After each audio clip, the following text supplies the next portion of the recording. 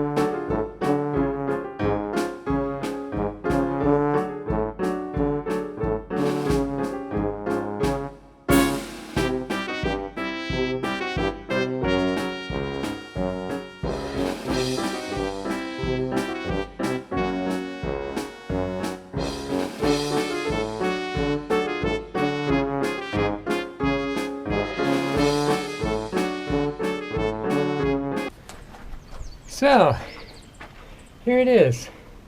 This is the Indian cave.